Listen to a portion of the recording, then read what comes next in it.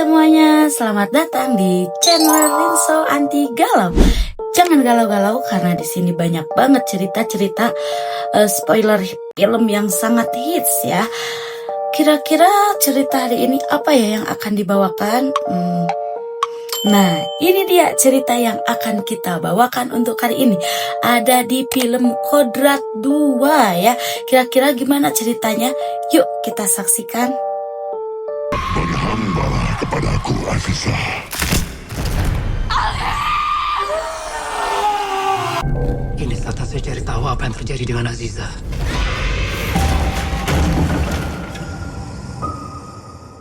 Astagfirullahaladzim. Film Kodrat 2 ini adalah bergenre horor, religi, dan aksi. Dan ya, tepat ya, sutradaranya itu adalah Carlos Gojali dan ditulis oleh skenarionya oleh Asap Antariksa, Giareksi, dan Carlos Gojali itu sendiri. Dan ini nih gongnya ya. Pemainnya ada di Pino Gabastian, diperankan oleh Pino Gabastian sebagai Ustadz Kodrat, Acha Septriasa sebagai Ajijah dan istri Kodrat itu sendiri, dan pemeran-pemeran lainnya ada Dela Dartian, Doni Alamsyah, dan Hana Saraswati serta Septian Dwi Cahyo. Bagaimana keseruan untuk di film Kodrat itu sendiri? Yuk langsung kita cek ke spoilernya atau alur ceritanya langsung. Jangan lama-lama karena kalau lama-lama nanti baper. Oh, God damn, man, look. Film Kodrat 2 ini dilatar belakangi oleh film pertamanya yaitu Kodrat 1 setelah pertarungan besar melawan Iblis Aswala. Dalam film pertama, Ustadz Kodrat itu kembali menghadapi dampak dari pertarungan tersebut. Di tengah pertempuran eksorsisme, istrinya itu Ajijah pernah menjual dirinya kepada Aswala demi menyelamatkan anak mereka yang bernama Alif. Azizah memang sudah menjadi budakku. Aku gak mungkin diampuni. Peristiwa tersebut menyebabkan Ajijah mengalami depresi yang berat, merasa bersalah, dan akhirnya dirawat di rumah sakit jiwa.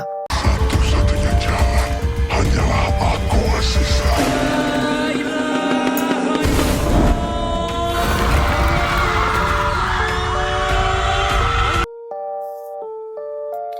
Film ini dibuka dengan kilas balik adegan pertempuran di film pertamanya saat Ustadz Kodrat melawan Iblis Aswala. Ajijah terlihat berlutut menangis di tengah ritual gelap ketika ia menyerahkan diri demi menyelamatkan anak mereka yang bernama Alif.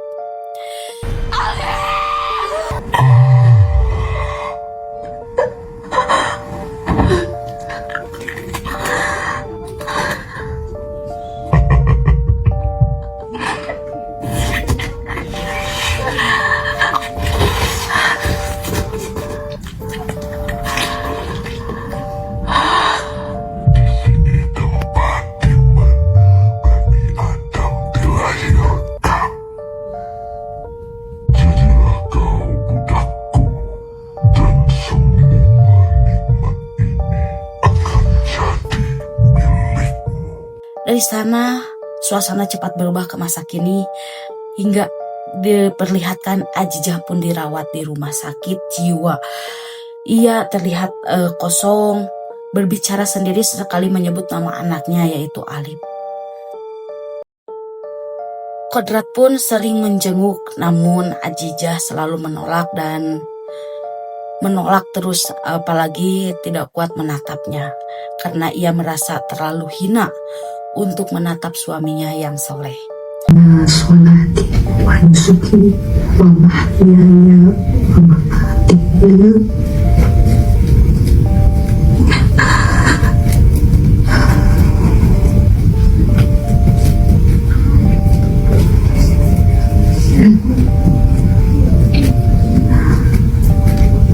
Wajjahtu wajhiya lilladzi fataras samawati wal arda hanifa musliman wa ma ana minal musyrikin. Inna salati wa nusuki wa mahyaya wa mamati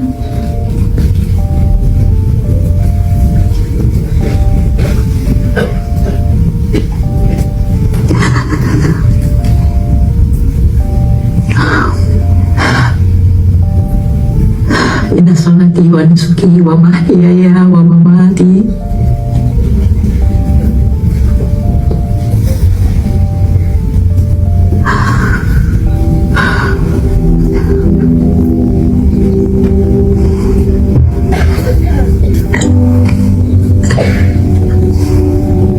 Saliksyon katahum tirakataini mustaqbilan kiblati lillahi ta'ala. Allahu Akbar. Waktu berlalu, hari demi hari pun berlalu. Selang beberapa waktu, dokter menyatakan kondisi Ajijah cukup stabil dan bisa keluar dari rumah sakit jiwa. Hingga Kodrat membawanya pulang, tapi Ajijah itu merasa tidak betah. Ia memilih bekerja di pabrik pemintalan. Di pabrik, Ajijah mulai akrab dengan beberapa pekerja perempuan. Namun aura mencekam terasa, suara-suara aneh, ada mesin yang tiba-tiba mati, hingga pekerja yang mendadak pingsan. Hingga pertanda bahaya pun datang. Seorang pekerja mulai meninggal mendadak saat shift malam.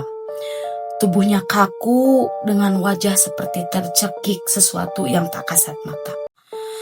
Ajijah makin sering mimpi buruk, melihat bayangan-bayangan Aswala di sudut ruangan pabrik. Kodrat pun menyelidiki, ia mulai menemukan bahwa pemilik pabrik tersebut melakukan pesugihan dengan menumbalkan para pekerja.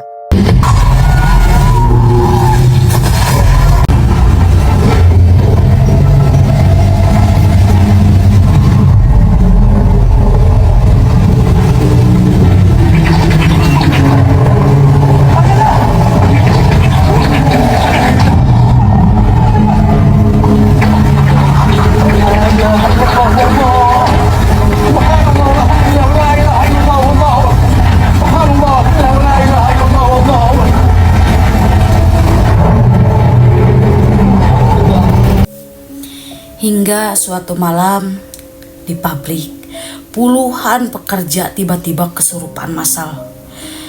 Mereka menjerit, tubuh mereka terbentur mesin. Sebagian berbicara dengan suara yang bukan milik mereka. Ajijah pun ikut kerasukan, namun berbeda.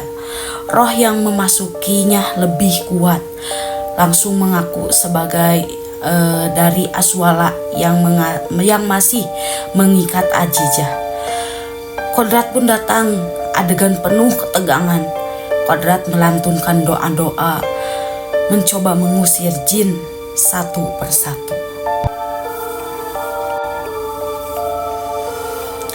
Di saat Ajijah kerasukan, iblis berbicara lewat dirinya dan menghina Kodrat. Kau tak bisa menyelamatkannya. Ia adalah milikku. Ia yang menyerahkan dirinya kepadaku. Kau hanya ustadz yang gagal, yang kehilangan anaknya. Kenapa tidak kau jawab salamku? Sudah lupakah kau akan kewajiban kepada Tuhanmu? Ya Allah, lepaskan istriku.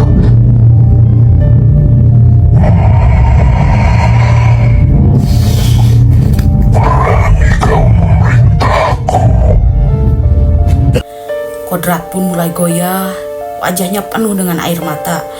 Ia hampir berhenti membaca doa ketika itu juga.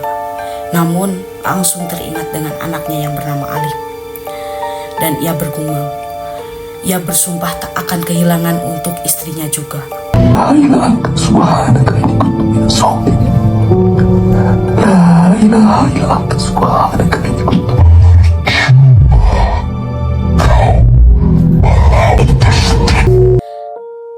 Itu akhir ceritanya dari Kodrat 2. Jadi Kodrat 2 bukan hanya soal horor dan eksorisme, tapi juga drama keluarga, penebusan dosa, dan ujian iman yang lebih berat dalam film. Lebih berat lagi dari film pertamanya, yaitu Kodrat 1. So, itulah tadi untuk ceritanya. Terima kasih untuk yang sudah menonton spoiler film dari Kodrat 2 ini. See you next time. Jangan lupa untuk like, share, komen, atau nyalakan lonceng notifikasinya. Bye-bye.